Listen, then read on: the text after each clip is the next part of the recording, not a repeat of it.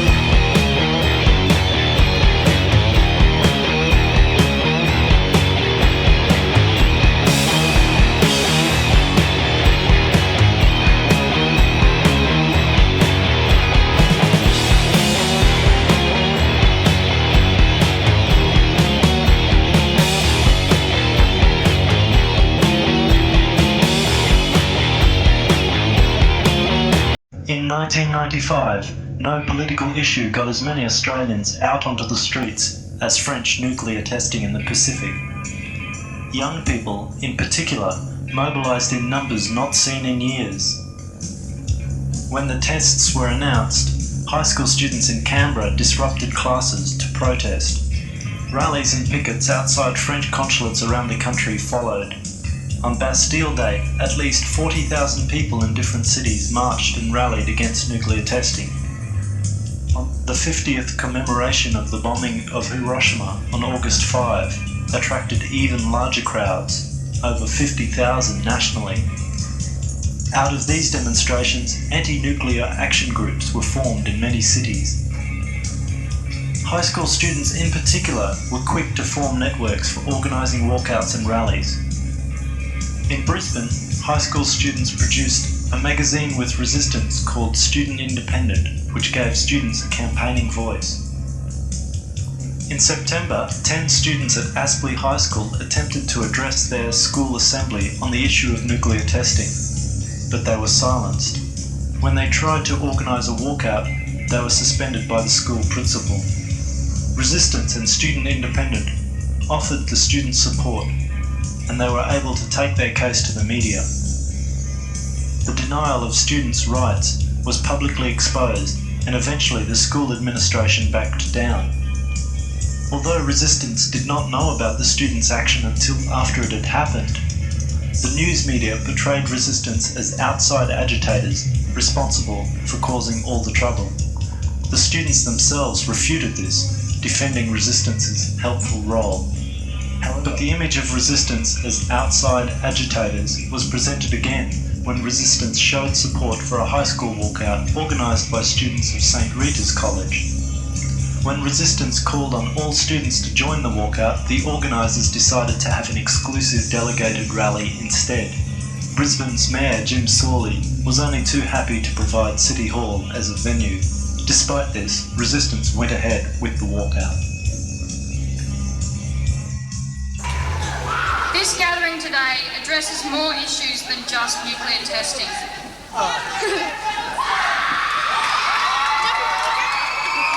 What do we want?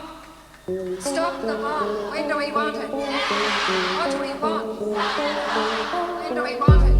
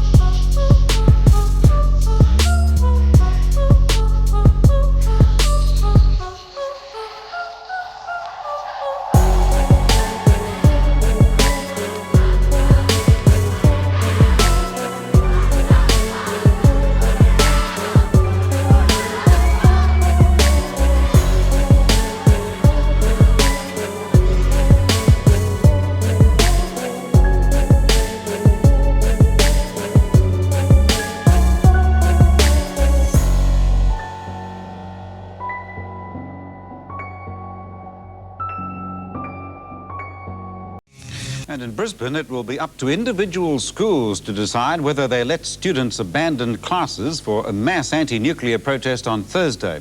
A radical youth group has been accused of stirring up trouble with its call for a walkout from schools. The students are being urged to put politics before learning.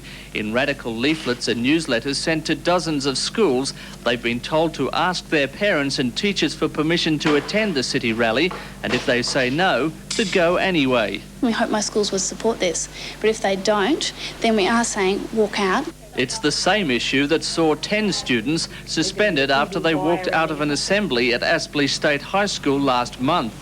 Those 10 students returned to classes today, but the school isn't saying what will happen if there's a repeat of their defiance.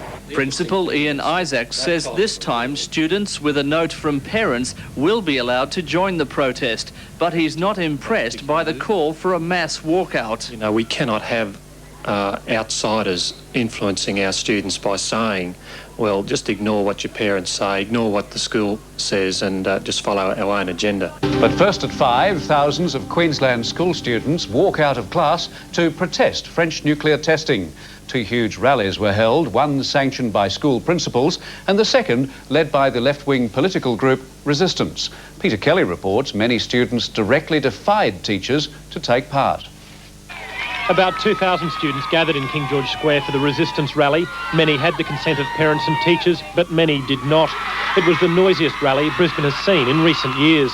We can stop Jacques Chirac if we get out there and we keep rallying and we keep building rallies like this and fighting for our rights to a nuclear-free future. We're going to stop the bomb and we're going to stop it now. This rally was also about school students' right to protest, and the students have claimed to win on that issue through sheer weight of numbers. Last month, 9 Aspley State High students were suspended for their part in an anti-nuclear protest. Today, the mother of one of those students led the charge. You have a right to be heard. The throng then marched to the French consulate, the protesters stretching across more than 2 city blocks.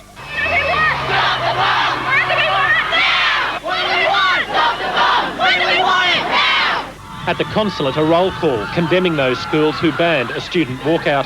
Can't feel high. Can't feel high. They're here protesting, they'll be suspended. Then a march back to the square where the chanting resumed. Peter Kelly, 10 News.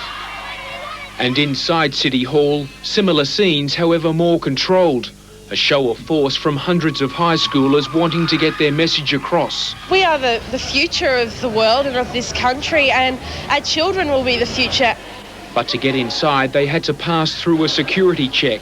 Guards had been hired by the rally organisers to stop agitators from a nearby protest from gate crashing. With or without permission, they came by the hundreds. Some threatened with suspension, some claiming they had been. No, because we're standing up for our rights. We have our rights. It's worth it. Spurred on by the socialist youth group Resistance, it was as angry and militant a school rally as the city's seen. Language as blue as a stripe on the French flag. Go and get f***ed. Oops, mine are French. Kids don't have sex, the earth is flat, and nuclear testing is safe. Not! Over 1,000 voices speaking with one voice. We're all here now and it's going to stop. In City Hall, another 1,000 joined a St Rita's organised rally, forced indoors and security checked for fear of being taken over by those outdoors. Different demeanour, same message. In the end, some of those inside joined those outside to march on the French consulate. The doors were locked, there was no one home, but the students didn't mind. Given a taste of street protests, many here today are hungry for more, promising to be the new social and environmental conscience. Good evening. Thousands of students, some as young as 14, today hijacked Brisbane streets during one of the city's biggest anti-nuclear rallies. Police and teachers blasted the protest, saying only luck prevented the young activists from being run down by traffic. Nearly 3,000 students downed pens and pads in southeast Queensland to teach the French a lesson. Anti-nuclear sentiments exploded, with some protesters defying their schools and parents to participate. We face suspension. We've got to make the politicians listen. Federal government member Wayne Swan did listen and wasn't happy. The rally outside has been organised by a splinter political group for their own political purposes. We've got one simple, clear political agenda here today, and that's to stop French nuclear testing. Then, 2 separate school rallies at City Hall combined to take to the streets, disrupting mid-afternoon traffic. They made their way 1 kilometre to the French consulate before dropping their own bombshell. Bursting through police corridors to choke the inner city. This section of the march is now illegal and is proving a nightmare for law enforcement officers. As anger overrode common sense, officers could only watch on. Just got to try and do our best, that's all. There were no injuries or arrests, but organisers didn't escape the wrath of teachers. They just can't allow students to wander outside the school grounds unsupervised. It's just too dangerous in legal terms. Plans are already underway for further rallies. Neil Dawley, 7 Nightly News. But first up is a radical socialist group brainwashing our children. Well, many Queensland school principals and parents apparently think so. Part of today's anti-nuclear rally in Brisbane was orchestrated by a group called Resistance. The organisation has penetrated high schools across the state, and many fear the minds of the young. You all know what we're here for today, and it's to tell the French government to get and stick their nuclear bombs where they should go. 95% of the Australian population oppose nuclear testing. Stop the bomb! 75% oppose uranium mining. Stop nuclear testing! These are fairly mainstream issues out there. People are concerned and are showing their opposition to what's happening. Almost 3,000 high school students today showed their opposition to French nuclear testing. We've got to unite as mature, politically active. But the action taken by many students against the will of parents and schools, and encouraged by the socialist group Resistance, was also strongly opposed. What we're seeing is a really extreme, radical left-wing group trying to manipulate the minds of impressionable school children, and I think that's not on. Well, I actually think it's very radical that we live in a society that allows nuclear testing to happen, and I think it's very reasonable to oppose that.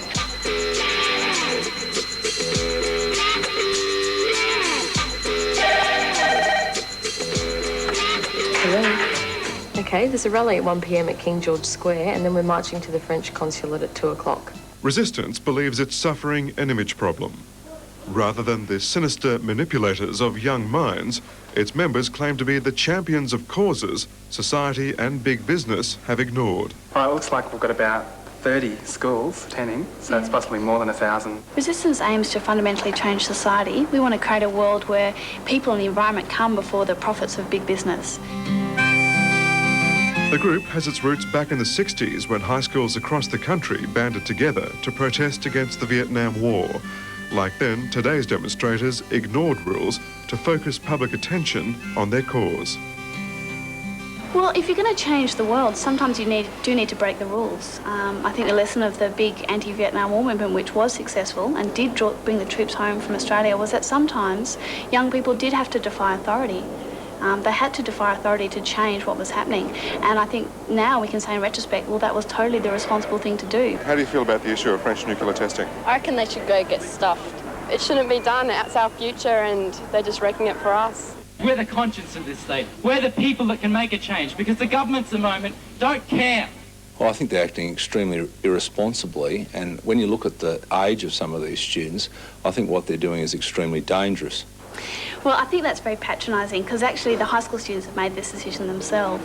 They're very active in this campaign. They know what's at stake and they've decided to take this action. No, I don't think it's being patronising at all. I think schools have an important role to inform students about these sorts of political issues, but it's not a case of, well, we're all just going to walk out on the street and we're going to defy every authority that's being put in front of us. I think we're really confused if that's the way in which we're going to go. Ian Mackey believes students had a better alternative to the socialist-led demonstration in King George Square with a school-approved one in City Hall. Most, it seemed, preferred the outdoors and a march to the French consulate without parent or school approval and the risk of suspension. What do we want?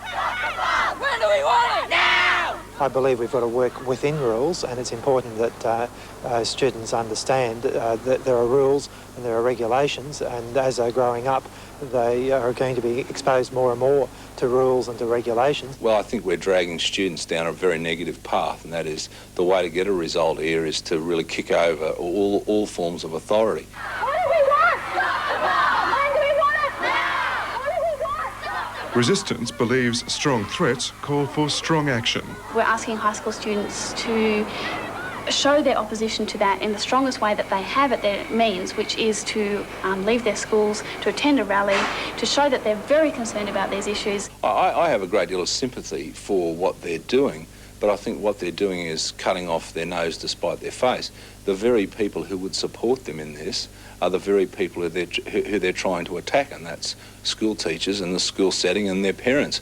Resistance describes itself as a genuinely progressive forum for young people to voice their opinions. They say they are not, as many describe them, a danger to society or a threat to the minds of our youth. Rather, they say a greater threat would come to our children without the right to voice their concern. It's our future and we should be allowed to do what we want to do. We should have the right to come here when we want to.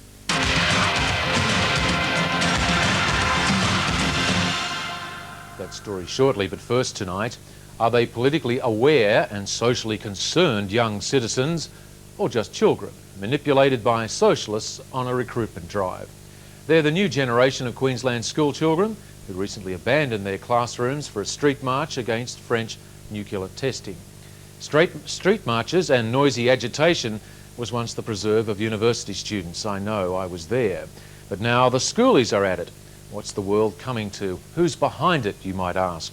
Well, they've been marshalled into action by a group called Resistance, a socialist youth organisation that's attracting high school converts in their droves. and they're planning another high school walkout tomorrow. Here's Caitlin Shea. That's the thing about democracy is nuclear testing, women's rights. For a so-called revolutionary outfit, Resistance headquarters are unexpectedly orderly. Posters advocating every left-wing cause under the sun are tacked on walls in nice, even rows. The obligatory volumes of Marx and Lenin neatly stacked along the bookshelves. But Resistance's managed and ordered appearance belies its real mission: to turn the current world order upside down. Well, we aim to fundamentally change society. By that we mean that we want to create a society where people and the environment come before the interests of private profit. So we don't think it's very democratic in our society that 75% of the population oppose uranium mining and yet it still goes ahead, or 80% of people oppose wood chipping of old growth forests yet it still goes ahead.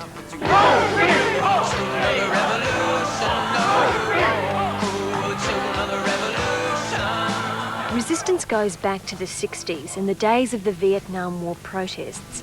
Today it's campaigning for the East Timorese, equal rights for women, gays and lesbians, and of course the environment. Members have to be under 26, and whilst the revolutionaries of the 60s came out of the universities, it's their kids in the schoolyard that Resistance is recruiting.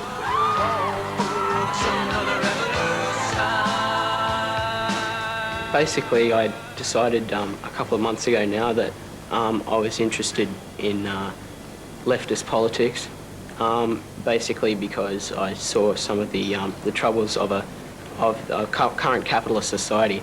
Firstly, that we were denied our right to speak about issues on parade, and that we were denied our civil liberties. With the recent suspension of 9 Aspley High students over the nuclear testing issue, Resistance sensed a frustration in schools just waiting to be channelled. When it encouraged high schoolers to abandon their lessons to march in the streets, ostensibly against Jacques Chirac, it brought howls of protest from an older generation. 9 high school students were arrested in the last march, but nowhere to be seen were the usual self-proclaimed guardians of political and moral conscience, the university students. That's except for Resistance leader Zanny Begg. University students are really only a few years older than high school students. Why aren't we seeing them take to the streets over French nuclear testing? Well, university students have played a role in this campaign, and we can't deny that. They haven't, I guess, had such a visible and vibrant presence as high school students. And I think possibly it's because it's harder to get into university these days, and once you're there, there's a lot more pressure on university students to really knuckle down. It's a lot more competitive. Susanna Zanny Begg is the force behind Resistance in Queensland. She's been an environmental activist since her teens, speaking before the United Nations when she was just 16. We demand that you think in the long term. If you're going to change society, it's not easy, so you've got to keep building the campaigns and that sort of thing. That's been labelled against us is that we're just using it to get profile for ourselves. When I think that's actually, you could label that much better at the Labor Party or the Liberal Party, who've come out against nuclear testing. They've made big statements, John Howard, Paul Keating, but they're still selling uranium to the French. I mean, who's a greater hypocrite, them or us? But the fight goes on with the same tactics that will undoubtedly attract more criticism. Resistance will stage another walkout tomorrow, again during school hours. The fact is, we're leading from the front. We're not taking the apathetic attitude to say we can't do anything, therefore we're not even going to try.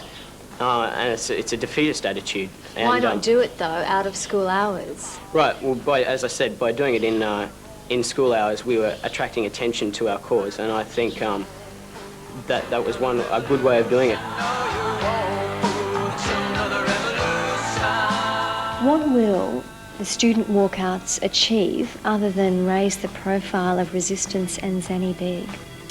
I think the walkouts are an important part of the movement to stop nuclear testing, and I think high school students in Australia taking up the campaign, showing great passion and energy for campaigning against uranium mining and uranium sales to France will have a big effect. I think young people can make a difference.